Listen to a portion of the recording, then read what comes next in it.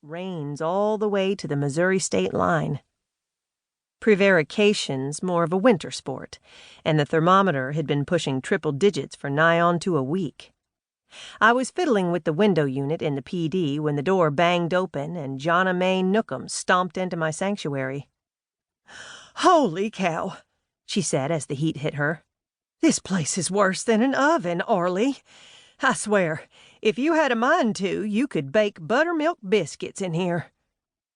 I realize that. In fact, I'm seriously considering tacking up a sign outside that offers free sauna sessions. Our first health club. Jonna May gave me a puzzled look as she settled her hefty bottom on the chair across from my desk.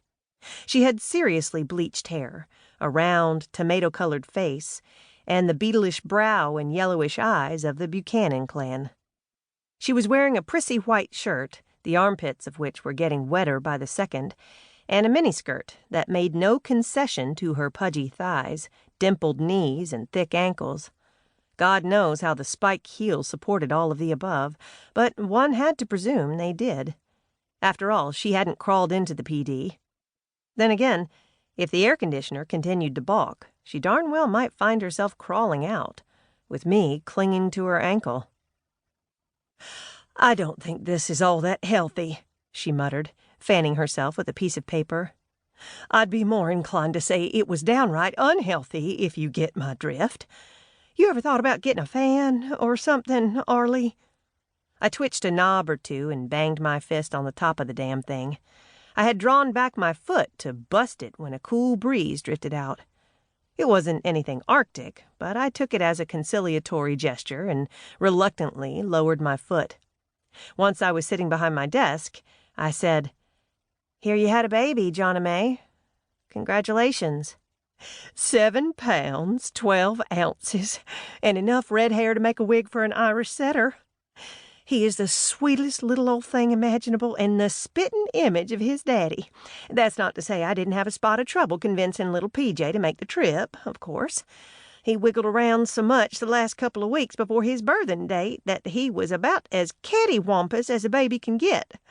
My first 2 slid out just as easy as you please, but this'n had to be taken out by a cesarean section, where the doctor makes this slit right across the front of you and reaches in and pulls the baby out.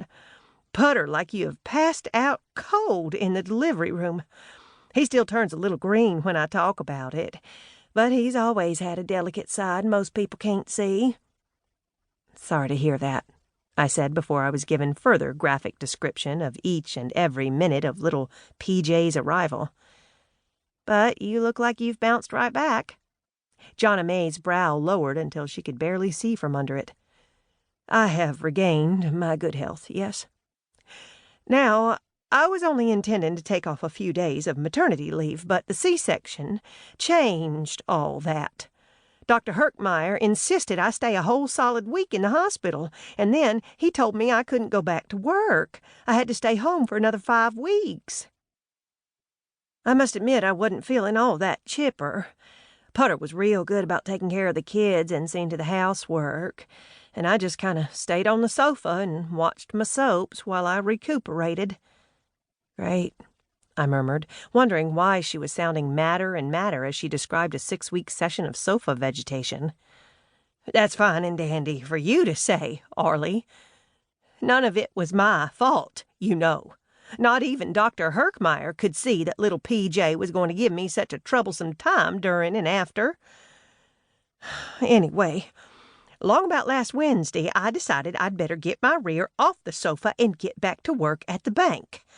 Due to Putter's disability, he's been unemployed for nearly 3 years now, and we were feeling a pinch most everywhere. I called Mr. Oliver and told him I'd be in. I managed to squeeze into pantyhose and a jumper I'd worn during the confinement.